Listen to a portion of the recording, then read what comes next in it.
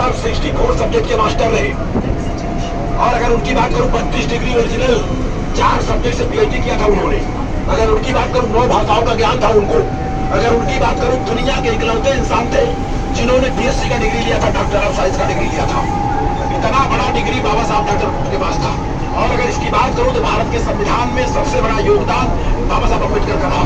संविधान को बनाने में 2 साल 11 महीना 18 दिन लगा था। और बाबा साहब की अगर मैं बात करूं, हकीकत सच्चाई है जो हमारे खीसे में पेड़ है ये बाबा साहब की लिए है, हकीकत सच्चाई है। और भारत का जो आन बान शान तिरंगा झंडा, झंडे में जो चक्र है वही अशोक चक्र है।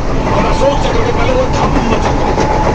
और धम्म क्या है? धम्म में करुणा है, धम्म में शील है, धम्म में प्रज्ञा है, और धम्म में क्या है? मानवता की क्या पहचान, मानव मानव एक समान। जहाँ ऊंच नीच का भेदभाव है वो अधर्म है। हकीकत सच्चाई अगर मैं बात करूं आज के तारीख में, माँ बहन बेटियां अगर फाइटर प्लेन से लेकर ट्रेन से लेकर देश चला रहे हैं, उसमें सबसे बड़ा योगदान बाबा साहब अम्बेडकर का है। और इसके बाद की अगर मैं बात करूं, भारत की प्रथम शिक्षिका महिला राष्ट्रमाता सावित्रीबाई फुले, जो कि पूना फूले वाले में विद्यालय उन्होंने खोला है।